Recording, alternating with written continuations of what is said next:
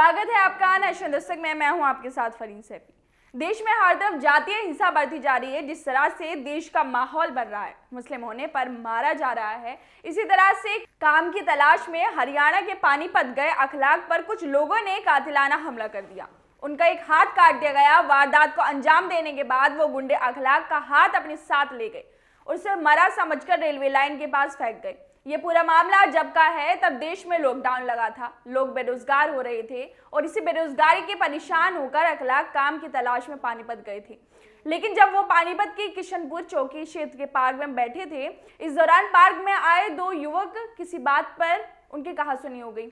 आरोप है कि उस समय वो युवक वहां से चले गए, लेकिन कुछ देर बाद दोनों युवक एक महिला के साथ वहां पहुंचे और उसे बंधक बनाकर मारपीट की। धार हथियार से उसका आधा दाहिना हाथ काट दिया गया। उसे मरा समझकर वो लोग उसे रेलवे लाइन पर फेंक कर चले गए। अखलाक के भाई इकराम ने बताया कि अगले दिन होश में आने पर अखलाक ने किसी तरह से फोन कर उन्हें सूचना दी। इकराम का आरोप है कि पानीपत के संबंधित थाने में शिकायत की, लेकिन कोई सुनवाई नहीं हुई।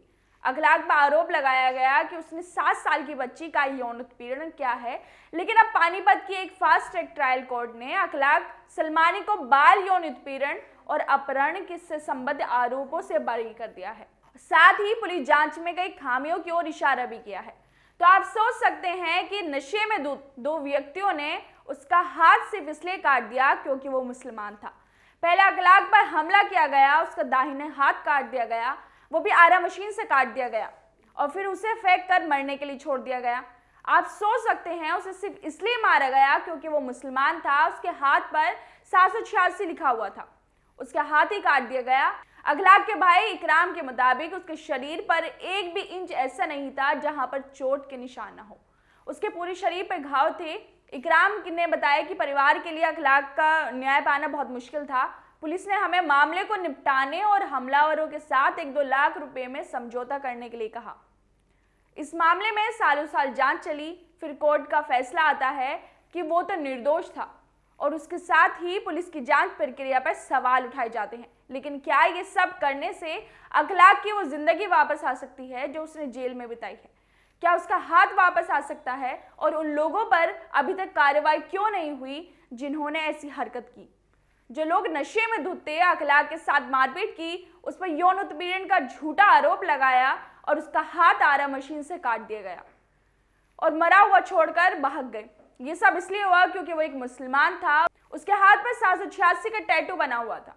आप सोच सकते हैं कितनी नफरत है इन लोगों में मुसलमानों के खिलाफ कि ये गुंडे लोग अपनी हदें भूल जाते हैं, कानून को हाथ में ले लेते हैं, किसी इंसान पर जानलेवा हमला कर देते हैं, लेकिन उसके बाद भी केस होता है सिर्फ पीड़ित पर। जिसने अपना हाथ खो दिया उस पर कार्रवाई होती है, लेकिन अब कोर्ट में वो निर्दोष पाए जाते हैं, कोर्ट से रिहा हो जाते हैं। लेकिन सवाल यही है, क्या उन लोगों को कड़ी सजा मिलेगी जिन्होंने इस घिनौनी हरकत को अंजाम दिया? उनमें से कानून का खौफ खत्म हो गया है। उन्होंने कानून को अपने हाथ में ले लिया है और खुद ही फैसले कर दिया। इन लोगों ने संविधान को मानना बंद कर दिया है, उसकी धज्जियां उड़ा रहे हैं, लेकिन फिर भी कार्रवाई हुई तो अखलाक पर, क्योंकि वो एक मुसलमान था। खैर, आपकी इस वीडियो पे क्या राय है हमें कमेंट करके जरूर बताएं और बाकी खबरों के लिए देखते रहिए नेशनल दस्तक। नेशनल दस्तक की आपसे गुजारिश है कि अगर इसको बचाना चाहते हैं तो नेशनल दस्तक को सब्सक्राइब करने के लिए रेड कलर के सब्सक्राइब बटन को दबाएं, फिर बेल आइकन की घंटी दबाएं। नेशनल दस्तक को बचाने के लिए बहुत जरूरी है कि हर खबर को शेयर करें, लाइक करें, कमेंट जरूर करें।